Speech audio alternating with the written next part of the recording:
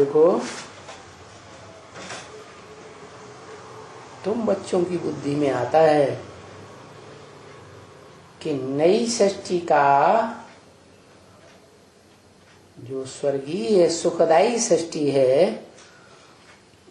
उसका स्थापन करने वाला धर्मपिता कौन हुआ?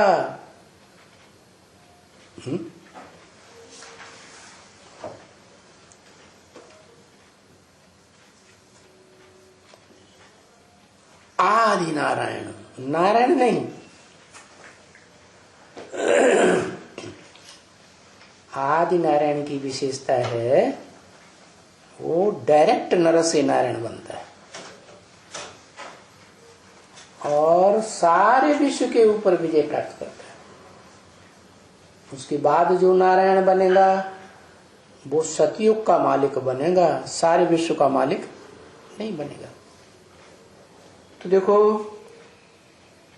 जो सत्य सनातन आदि देवी देवता धर्म है उसकी स्थापना करने वाला कौन हुआ? नारायण। अकेला नारायण क्या निवृत्ति मार्ग की स्थापना करता है? नहीं, वो भी नई दुनिया की स्थापना, नई दुनिया का संगठन तब बनाता है वसुधैव कुटुंबकम, जब इस दुनिया में प्रैक्टिकल में पवित्रता का अव्वल नंबर पार्ट बजाने वाली अव्यभिचारिणी शक्ति उसकी सहयोगी बनती है, जिसे कहते हैं लक्ष्मी।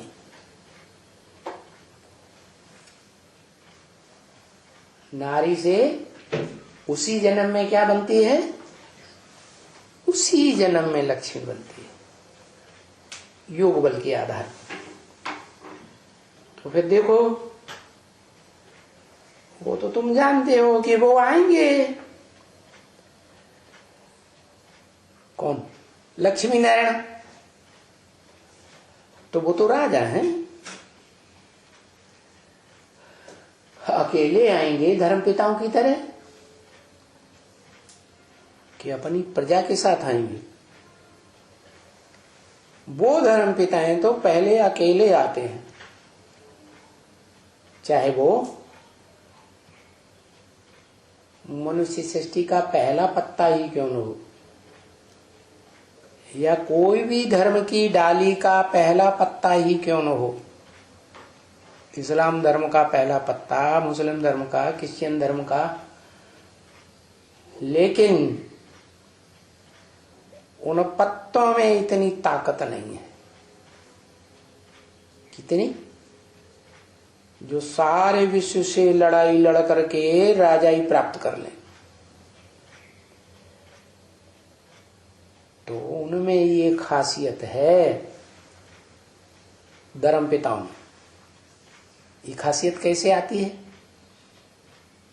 कि वो एड़ी चोटी की ताकत लगा करके भी सारे विश्व के ऊपर विजय प्राप्त नहीं कर पाते। क्यों?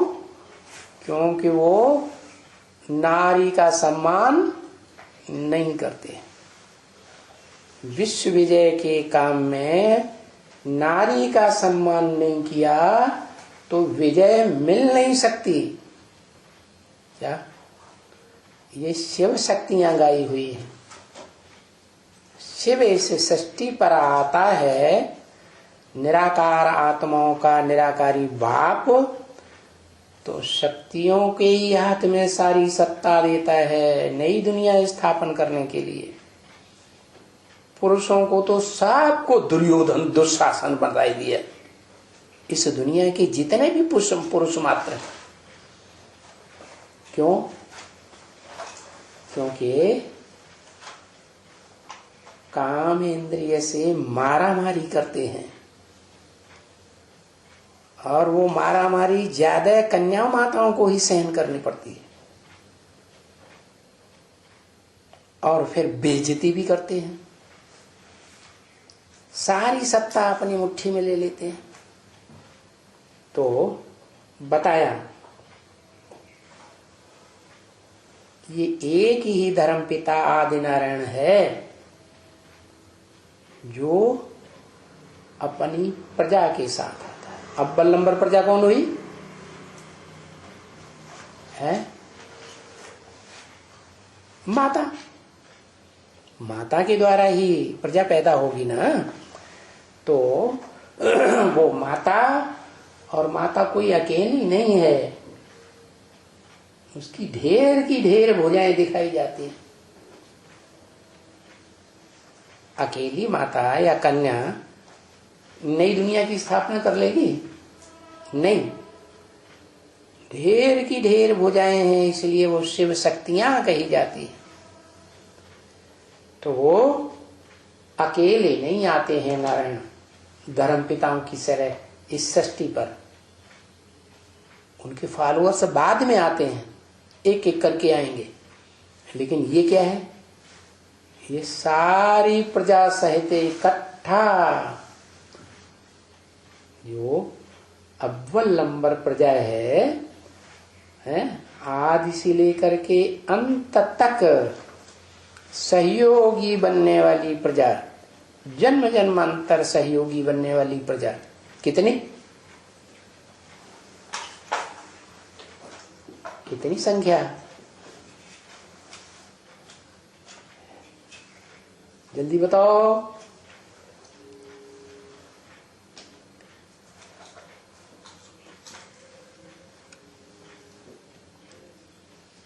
वाह भैया,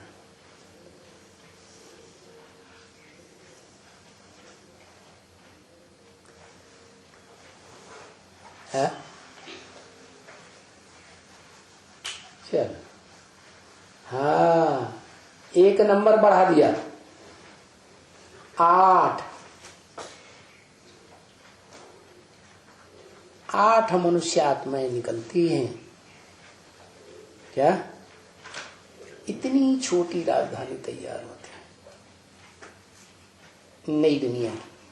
पहले उसमें महाराजा भी है, महारानी भी है, क्या महामंत्री भी है, सेनापति भी है, क्या फर्स्ट क्लास दास दासी, सेकंड क्लास दास दासियां भी, राज्याधिकारी भी है, सब प्रकार के उसी में पूरी राजधानी स्थापन होती है। राजा हो प्रजा ना हो तो राजा ही कहेंगे, राजा हो रानी ना हो तो राजा ही कहेंगे? नहीं कहेंगे। तो अपनी प्रजा सहित आएंगे। क्या कहा? किसकी प्रजा सहित? अपनी प्रजा। उस प्रजा के ऊपर और कोई का आधिपत्य जन्म जन्मांतर नहीं चलेगा।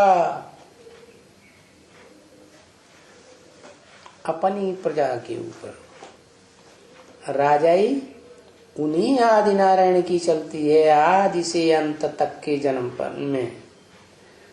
और दूसरे जो आते हैं वो कोई प्रजा सहित थोड़े ही आते हैं।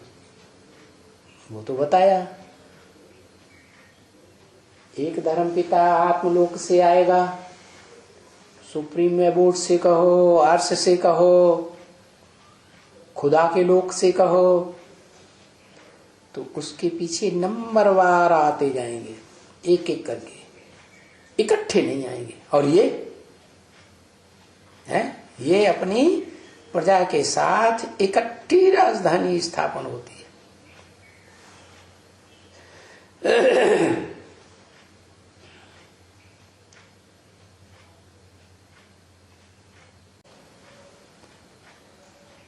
तो देखो, वो आदि नारायण अपनी प्रजा सहित इकट्ठे आते हैं। तो वो प्रजा सहित दूसरे धर्म पिताएं तो नहीं आते हैं। नहीं, तुमको तो जरूर इकट्ठे आना है। ये तुमको किससे कहा?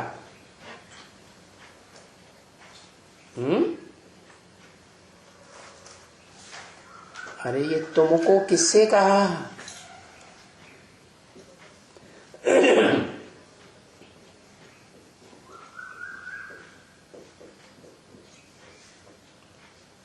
शिव बाप उसको तो कहते हैं तेरा, तेरे को तो क्या, तेरी बुद्धि में बाबा कहने से बिंदी ही याद आवेगी।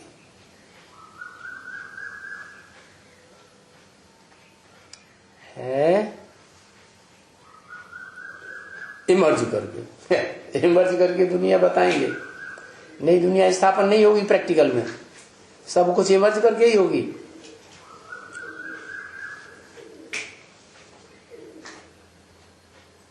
कितने? तुमको तो इकट्ठे आना है। तुमको किससे कहा? 8 से कहा। 8 हैं पक्के सूर्यवंशी, भले